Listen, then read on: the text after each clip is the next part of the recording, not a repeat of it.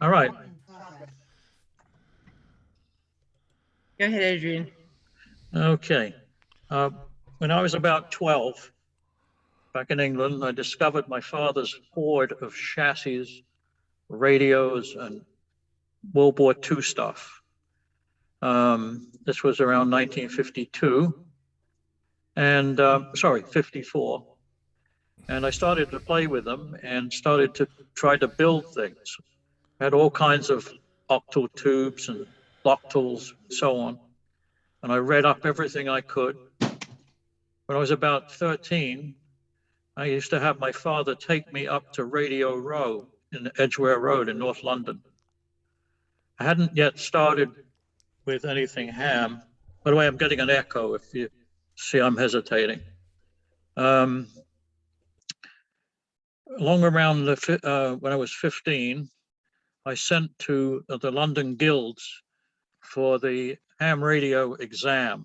In those days, the post office covered amateur radio. A mail order exam with about 6 weeks of study. And I got all the papers, I started studying, and I targeted that I wanted to get my amateur radio license by at least 16. Unfortunately, my father had an accident. He fell and fractured his skull. He was all right later, but we were in the middle of building a new kitchen roof, the whole roof, not just the ceiling. So my brother, who was 3.5 years younger than me, and I had to finish the ceiling. By the time we finished that, I was actually starting to look at apprenticeships. At 16 and a half, I was an apprentice at the Decca Navigation Company, record company, but the navigation portion. Anyway, I did not get my exam at that time, but I had a KWM1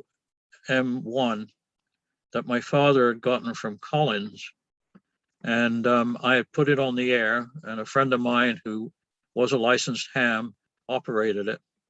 When I started to work, I worked at a company where one of the managers was, in fact, his call sign was K3,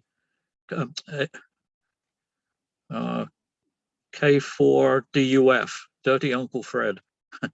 And he let us put up some long wire antennas on the roof of the factory, and a couple of hams that worked there, and myself, we operated the radio using one call sign. I never did get my license there, but the day before I left for New York, the 16th of November, 1963, I made a call on the radio using my friend's call sign and spoke to a guy in Westchester to ask him about the weather, because my mother said I was to wear a coat and a pullover and, I can't go, so on and so forth, what mothers do. And I got a weather forecast, and the next day I flew to New York. I left ham radio alone until 1972 when I took my novice license in New Jersey. I had written to my father to send the KWM1 over to me, which I finally got in around 1976. It had a noise problem in the receiver, so I sold it and bought a complete Yaesu 901 transceiver. I now have the Yaesu 901 and every box that Yaesu ever made, even the RIDI unit and so on. But unfortunately, I just have to look at the boxes in my very crowded living room. They're not on the bench. In 1978, as I said, I got the transceivers, and I did operate them in both Long Island and in Hopkinton. And then finally I moved to Paxton in about 2001. And I put my station back on the air, and I was on for quite a bit, mostly with an old group on 3887, the Battleship Hams. We had a field day on the Massachusetts one year, which I organized. And we couldn't use the Massachusetts antennas because they were, they didn't want us to touch them because they're museum pieces. But they let us run wire all over the ship. So, and the rest of it's history. So that's about it. Okay. Great.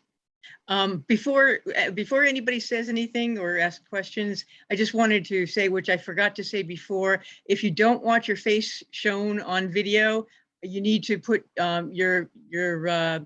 you need to stop video on your computer so that your face won't be shown.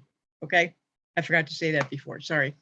So yeah, also, I didn't mention in June of 2000, I took my extra class license, and I immediately had to leave for Mongolia on business. It was airport equipment business. And while I was in Mongolia, my wife passed away at our house in Hopkinton, Mass. And it took me 2 days to get home. And about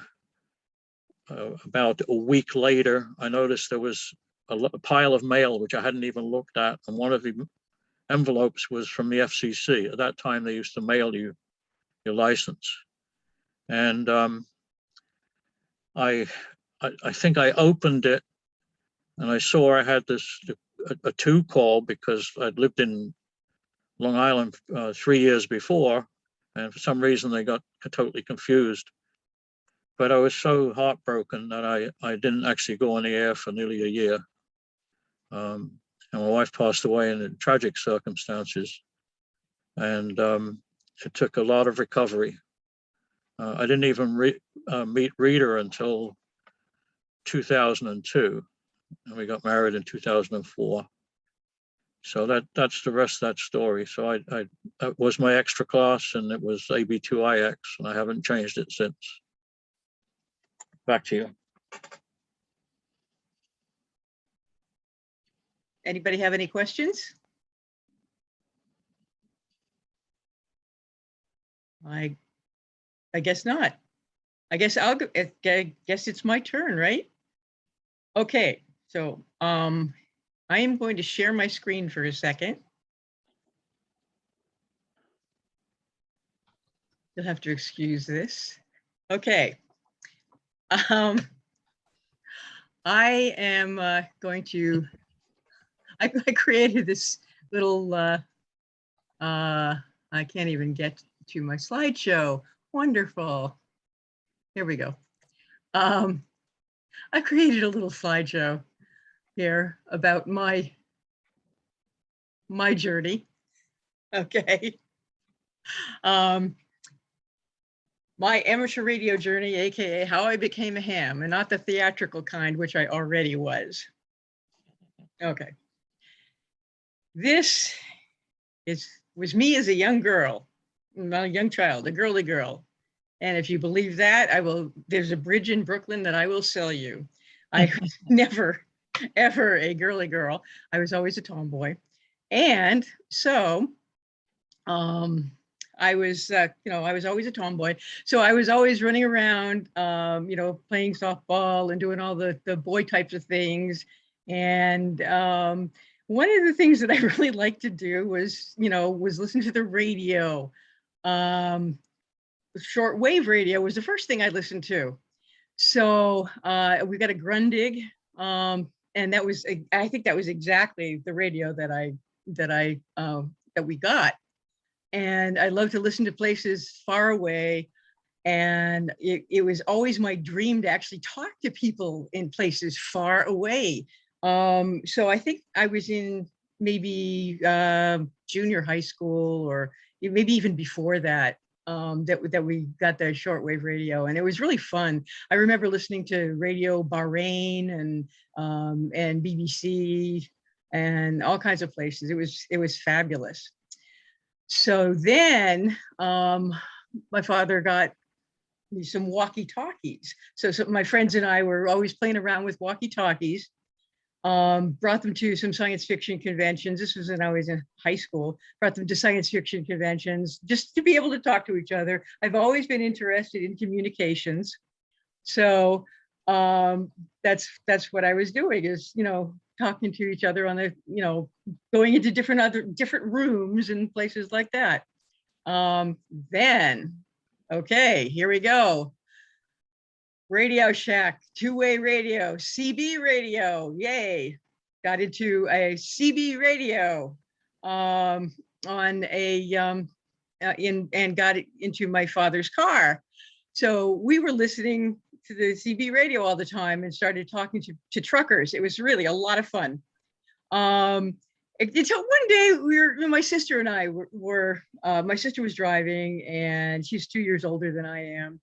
So she was driving, and we were listening on the radio, and then I guess some truckers behind us were calling us, and they were saying, "Hey, you got your ears on?" And so we didn't listen, you know, we didn't respond to them, but it was a little scary because we knew they were right behind us. So anyway, but we had a lot of fun with the CB radios, and I really I didn't want to be a ham at that point, because you had to learn, dreaded Morse code, and forget that. I mean, you know, could never do Morse code. Although at some point I kind of thought, well, maybe I'll learn Morse code, but I didn't. And then after a while, I forgot about it. You know, I wasn't really completely technical. But yeah, I bet I could do the you know, the radio stuff. But Morse code, no. Okay. So I said, all right. So anyway, I forgot about it. And then many years passed. Okay. I went to school, you know, I went to college, worked at a library, did all kinds of stuff, had other jobs. I went and worked at Mass Audubon. I worked at a high-tech company using computers and all kinds of things like that. And now I'm doing all kinds of marketing stuff. And actually, when I was working at Mass Audubon, all of a sudden this guy at work, we were just talking, and he happened to mention that he was a ham, and these bells went off in my head, and I was like, ding, ding, ding, ham. You don't have to learn math. You don't have to learn Morse code. Oh yes, let me do this. So that's what got me started. And you know, anyway, co-workers, and the rest is history. So this is now my ham shack, and I went to Deerfield and got my tech license. I studied like crazy for it, and you know, got my tech license. Excuse me. And then I don't know how, but I got my general license. And that's it. And and this is my actual ham shack. Note my ham. It's my oil tank. I had my ham shack built in my basement.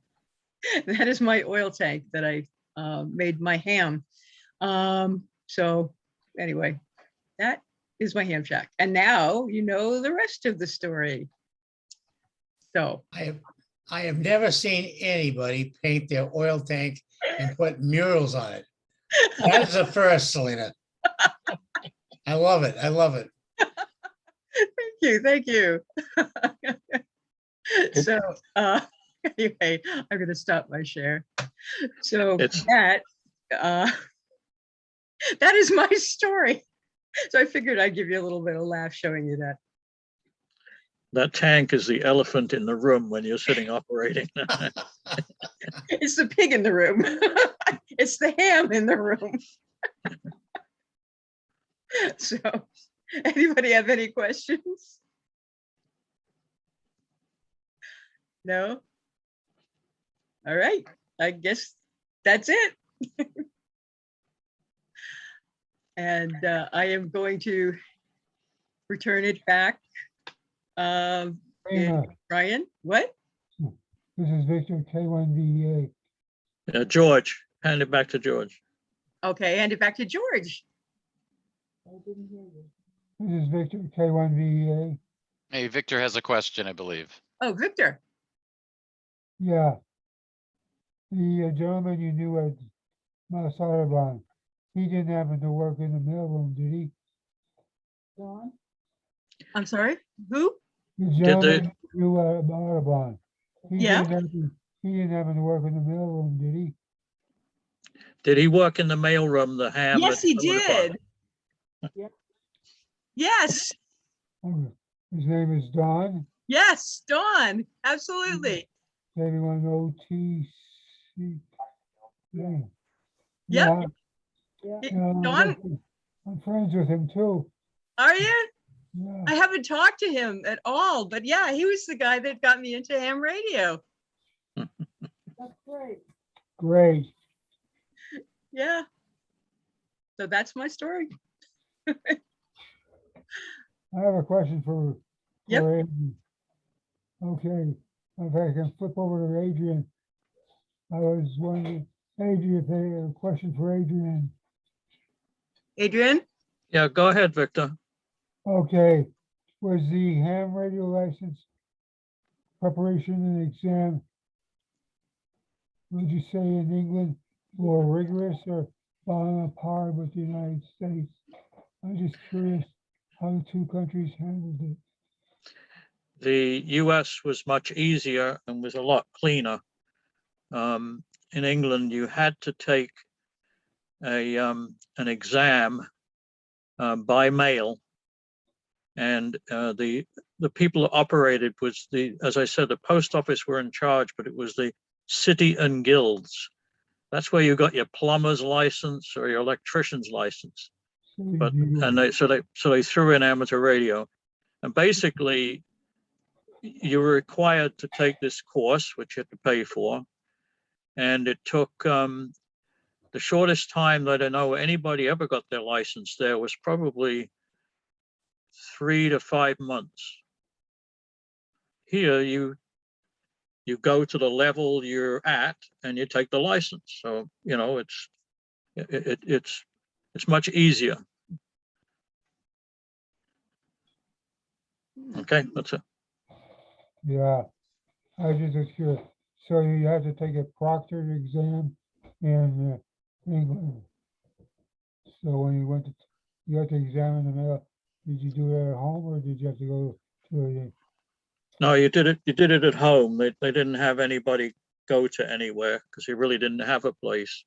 So you got these papers in a great big cardboard envelope and you marked them all up. They were fairly crude. I mean, they were done on a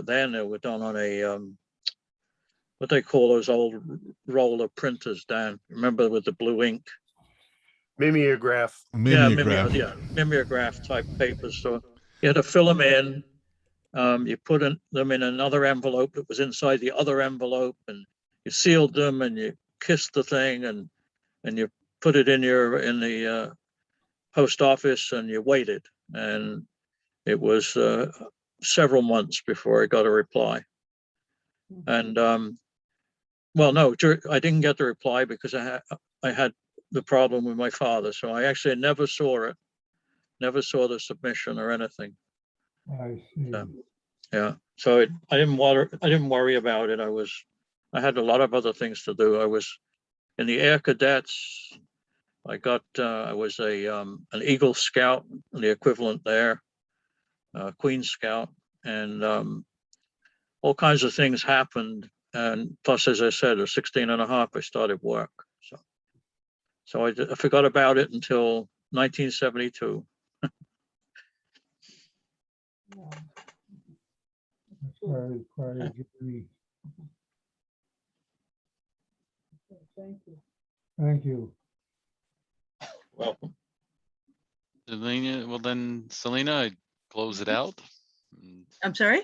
You want to close it out, the recording? Oh, I forgot we were recording. Yes.